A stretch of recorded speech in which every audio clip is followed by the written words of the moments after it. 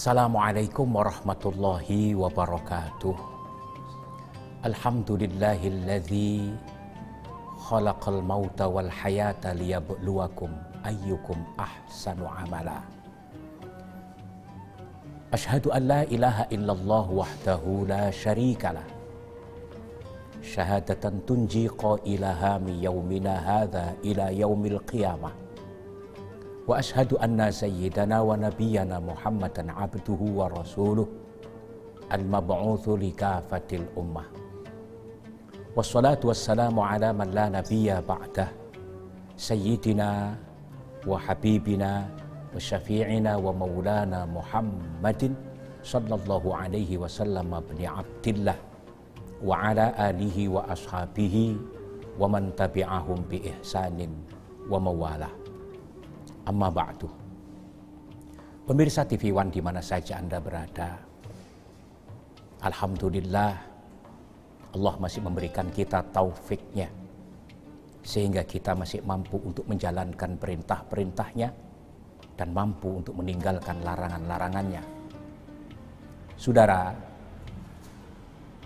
2 tahun belakangan ini dunia dilanda musibah dengan wabah bencana COVID-19 bertahun-tahun, dan sampai hari ini masih ada sebagian dari saudara-saudara kita yang masih terkena COVID-19.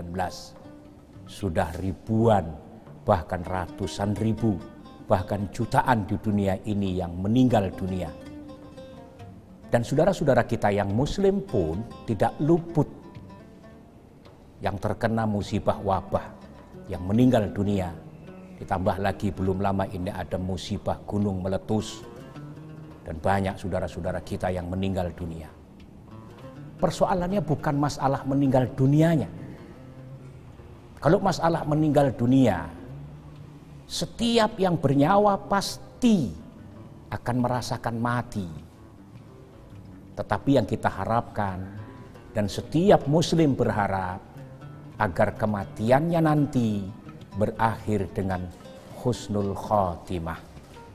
Mati dengan husnul khotimah merupakan cita-cita semua orang Islam. Tetapi tidak mudah untuk mencapai husnul khotimah.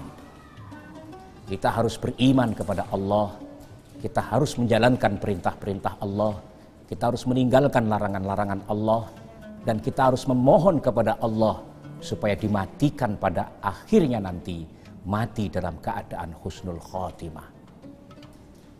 Saudara, Al-Habib Abdullah bin Alwi Al-Haddad dalam sebuah kitabnya Al-Iddikar wal-I'tibar, beliau meresume penyebab orang-orang matinya su'ul khotimah. Disebutkan dalam kitab tersebut, aksaru ma yukhsha alaihi su'ul khotimah wal'iyadhu billah.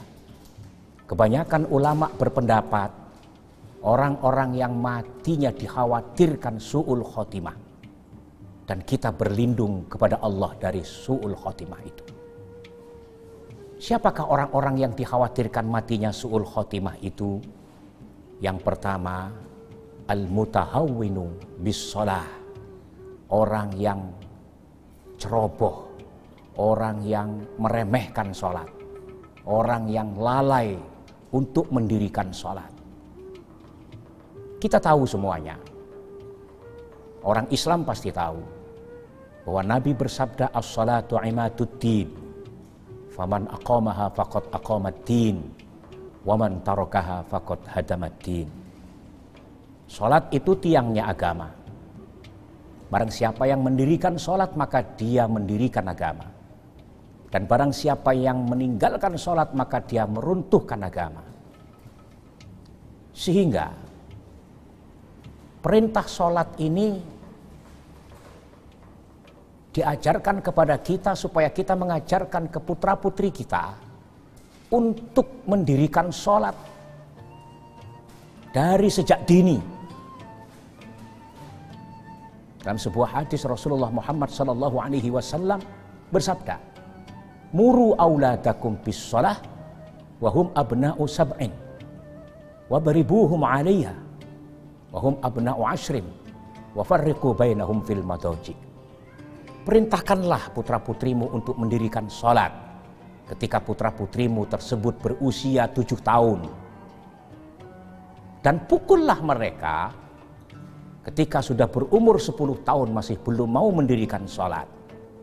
Dan pisahkanlah tempat tidurnya. Kenapa? Karena yang namanya salat ini, di dalam sebuah hadis pun Kanjeng Nabi menyatakan bahwa as-salatu ra'sul ibadah.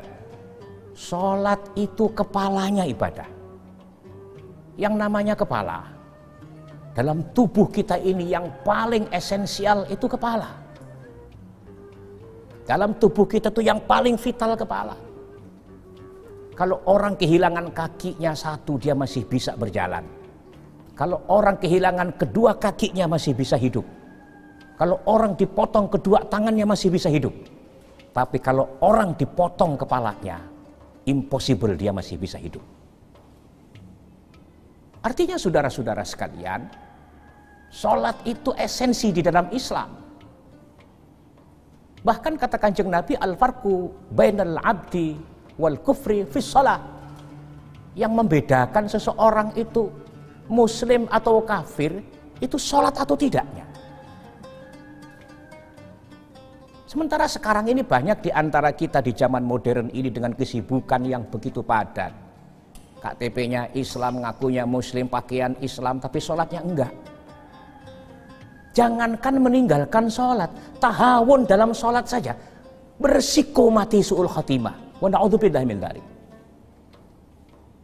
Tahun itu misalnya sudah tinggal 10 menit kita mau azan subuh, padahal semalam suntuk tidak tidur, tinggal 10 menit mau subuh dia tidur. Itu termasuk tahawun. Kenapa? Karena akan sangat sulit untuk sholat subuh, apalagi bagi orang yang jomblo, yang masih sendiri, baik itu bujangan maupun duda, baik itu gadis maupun janda. Kalau nggak ada teman di dalam kamar tersebut, lalu kemudian tinggal 10 menit sholat subuh dia tidur, siapa yang mau bangunin? Maka ketika seperti itu terjadi, itu disebut dengan tahawun, sembrono dia. Karena dia sembrono, maka termasuk berbuat dosa. Berbeda dengan orang yang memang dalam semalam itu dia tidur, ternyata begitu bangun sudah jam 7 pagi karena ketiduran, itu berbeda. Tapi kalau kurang 10 menit mau subuh, sementara dia sadar dia tinggal sendirian, nggak ada istri, nggak ada suami, nggak ada yang lain, malah tidur, bangun jam 8, itu tergolong tahawun.